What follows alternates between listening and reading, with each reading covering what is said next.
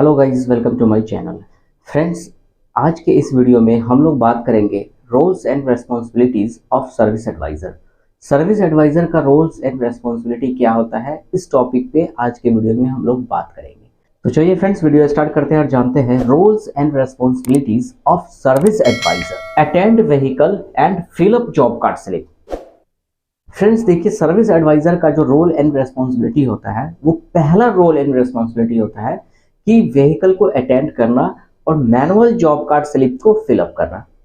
Friends, जैसे कि अगर कोई कस्टमर किसी भी डीलरशिप के वर्कशॉप में अगर सर्विस के लिए आते हैं या उनका कोई कंसर्न होता है या उनका कोई कंप्लेन होता है, तो वो गाड़ी के साथ सर्विस सेंटर पे आते हैं रिपेयरिंग के लिए, या उनका जो भी एक्सपेक्टेशन होता है सर्विस के लिए, वो अपनी व्हीकल को लेके सर्विस सेंटर पे आते हैं। ठीक है, तो सबसे पहले क्या करते हैं कि रिसेप्शन पे जो सर्विस एडवाइजर होते हैं ना, तो उनका रोल एंड रेस्पॉन्सिबिलिटी, पहला रोल एंड रेस्पॉन्सिबिलिटी होता है कि रिसेप्शन से कस्टमर को जाके कस्टमर को अटेंड करना, कस्टमर्स को अटेंड करना। ठीक है, उनका जो भी एक्सपेक्टेशन है, उनके एक्सपेक्टेशन को समझना, उनका जो भी डिमांड है, उनके सारे डिमांड को जॉब कार्ड स्लिप पे मेंशन करना, नोट करना।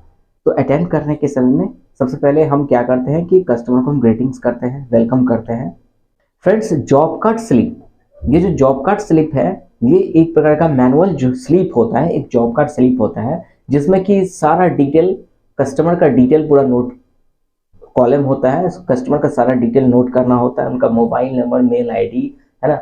उसके बाद व्हीकल का डिटेल भी नोट किया जाता है उस जॉब कार्ड स्लिप में, उस मैनुअल जॉब कार्ड स्लिप में व्हीकल का भी डिटेल सारा चीज़ मेंशन करना होता है।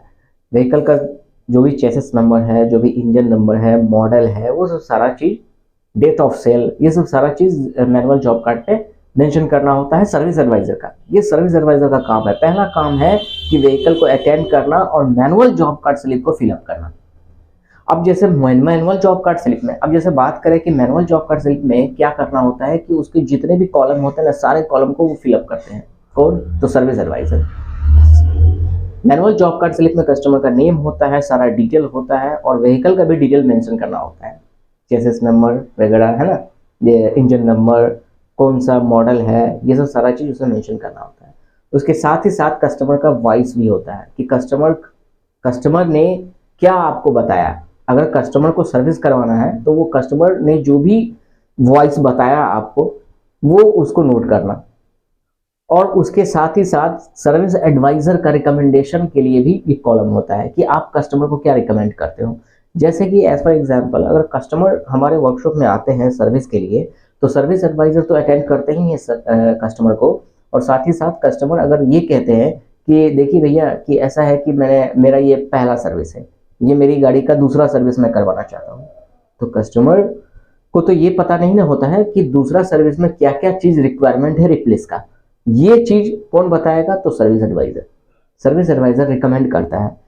जैसे कि एज फॉर एग्जांपल, अगर फर्स्ट सर्विस है या सेकंड सर्विस है या पेड सर्विस है, तो सर्विस एडवाइजर का काम होता है कि एज पर सर्विस शेड्यूल के अकॉर्डिंग टू जो जो चीज रिप्लेस होना है वो कस्टमर को बताना कि sir as per first service schedule के अकॉर्डिंग टू आपका इंजन ऑयल आपकी व्हीकल का चेंज होगा, as per first service schedule के according to oil filter, fuel filter भी रिप्लेस होगा, एसी फिल्टर भी रिप्लेस होगा, और इंस्पेक्शन सर्विस होगा। सब कुछ को, जितने भी ऑयल है वो सारा चीज को इंस्पेक्शन किया जाएगा, जैसे कि coolant level, brake oil level, ये सब सारा चीज प्रॉपर चेक किया जाएगा। ठीक है, तो ये सब सारा चीज कौन बताएगा? तो सर्विस एडवाइजर। सर्विस एडवाइजर का रिस्पॉन्सिबिलिटी होता है कस्टमर को अटेंड करके जॉब कार्ड पे फिलअप करना, सारा डिटेल भी फिलअप करना, और कस्टमर का जो डिमांड होता है उसके अकॉर्डिंग टू कस्टमर को रिकमेंड भी करना। अगर दूसरा एग्जांपल में, अगर मान लो कि कस्टमर को अगर सपोज अगर क्लच का काम करवाना है, ठीक है, व्हीकल में क्लच फेलियर कर गया है, क्लच काम नहीं कर रहा है, क्लच का काम करना है, तो एज पर क्लच रिपेयरिंग के अकॉर्डिंग टू आपको बताना होगा कि सर क्लच ओवरहॉल में क्लच प्लेट रिप्लेस होता है, रिलीज बेरिंग रिप्लेस होता है, या स्लैब सिलेंडर रिप्लेस होता है, या फिर प्रेशर प्लेट रिप्लेस होता है, क्लच ऑयल भी इसमें रिफिल किया जाएगा। तो ये सब सारा चीज कौन बताएगा? तो सर्विस एडवाइजर। क्लियर है? दूसरा, रिकमेंडेशन के बाद फ्रेंड्स होता है एस्टिमेट कॉस्ट एंड टाइम। ये भी जॉब कार्ड पे मेंशन करना होता है। ठीक है, तो एस्टिमेट जॉब कार्ड ये estimate cost and estimate time को भी जॉब कार्ड पे मेंशन करना होता है, क्योंकि जॉब कार्ड पे उसका कॉलम होता है। तो ये चीज, तो एस्टिमेट कॉस्ट एंड टाइम को बताना ये किसका रिस्पॉन्सिबिलिटी, सर्विस एडवाइजर का ही रिस्पॉन्सिबिलिटी होता है कि कस्टमर को बताए कि सर अगर एज पर सर्विस शेड्यूल के according to, as per first service schedule के अकॉर्डिंग टू आपकी गाड़ी का इंजन ऑयल रिप्लेस होगा, ऑयल फिल्टर रिप्लेस होगा या फिर एसी फिल्टर रिप्लेस होगा, तो इतने सारे पार्ट्स रिप्लेस करने में क्या खर्च आएंगे, क्या एक्सपेंस आएगा, वो अप्रॉक्सीमेटली आपको एस्टिमेट कॉस्ट बताना है कस्टमर को। 3000 का खर्चा है या 4000, 5000, 10000 जो भी लगे वो आप कस्टमर को बताओगे अप्रॉक्सीमेटली।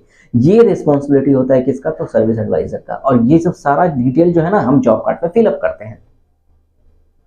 और एस्टिमेट कॉस्ट के साथ साथ हम कस्टमर को एस्टिमेट टाइम भी बताते हैं कि सर आपकी गाड़ी में जो काम होगा पेड सर्विस या फ्री सर्विस, तो उस काम को करने में 2 घंटे लगेंगे, उस काम को करने में 3 घंटे लगेंगे। तो ये टाइम भी हम कस्टमर को बताते हैं, प्रॉमिस टाइम देते हैं कस्टमर को, estimate cost and estimate time दोनों प्रोवाइड करते हैं।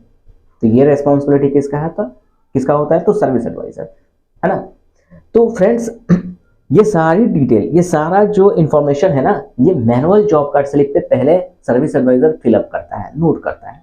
और इसके साथ ही साथ मैनुअल जॉब कार्ड स्लिप में सारा इन्वेंट्री का भी कॉलम बना हुआ रहता है, जैसे कि मान लो कि व्हीकल में स्क्रैचेस तो नहीं है, या फिर टूल्स है तो स्पैनर है कि नहीं है, जैक है कि नहीं है, व्हील कैप है कि नहीं है, चारों व्हील में व्हील कैप है कि नहीं। अगर व्हील कैप है, हो सकता है कि 3 में हो, 1 में नहीं हो, तो वो आपको मेंशन करना होगा जॉब कार्ड पे कि व्हील कैप 3 अवेलेबल है तो टिक लगाओगे, नहीं है अवेलेबल 1 नहीं है तो 1 not available, 1 wheel cap not available.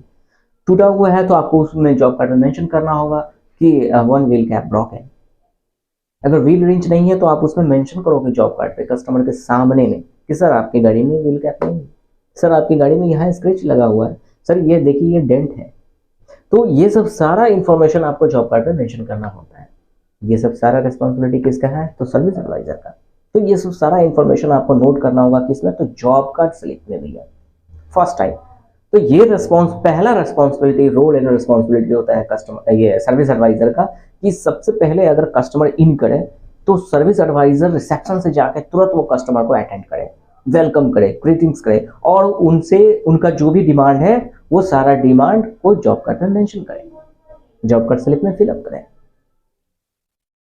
इसके साथ ही साथ फ्रेंड्स जॉब कार्ड में ये भी मेंशन करना होता है कि कस्टमर का वो ये फ्यूल लेवल कितना है, वो आप पॉइंट भी नोट करोगे जॉब कार्ड स्लिप में। और उसके साथ और इतना के साथ ये सब सारा जॉब कार्ड स्लिप फिलअप करने के बाद लास्ट में कस्टमर का साइन लिया जाता है, कस्टमर का सिग्नेचर होता है और एक साइड सर्विस एडवाइजर का सिग्नेचर होता है। तो वहाँ कस्टमर के सामने में आप साइन करवाओगे कस्टमर से, estimate cost and time provide करके कस्टमर से साइन करवाओगे, और खुद सर्विस एडवाइजर भी साइन करता है। तो ये सब सारा रिस्पॉन्सिबिलिटी किसका है, तो सर्विस एडवाइजर का। तो आज के वीडियो में हम लोग बात किए कि सर्विस एडवाइजर का रोल एंड रिस्पॉन्सिबिलिटी में सबसे पहला रिस्पॉन्सिबिलिटी ये होता है कि व्हीकल को अटेंड करना और मैनुअल जॉब कार्ड स्लिप को फिलअप करना।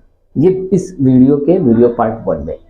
फ्रेंड्स ये पार्ट 1 पार्ट 2 करके ये सीरीज चलेगा सर्विस एडवाइजर के रोल एंड रिस्पॉन्सिबिलिटी के टॉपिक पे, क्योंकि friends role and responsibility of service advisor के बारे में बात करें तो एक वीडियो में पॉसिबल नहीं है, क्योंकि इस वीडियो में ही, एक ही वीडियो में अगर सारा रोल एंड रिस्पॉन्सिबिलिटी आपको अगर हम बताएंगे तो वीडियो काफ़ी लंबा हो जाएगा, जिससे कि आप अच्छी तरह से नहीं समझ पाओगे।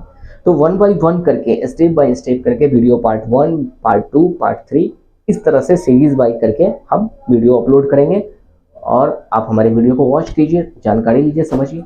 ये कैसा लगा वीडियो फ्रेंड्स, आप मुझे कमेंट करके बताइए। और अगर वीडियो अच्छा लगा हो तो चैनल को सब्सक्राइब भी कीजिए, लाइक कीजिए, शेयर कीजिए। Thank you for watching my video friends. Thank you very much.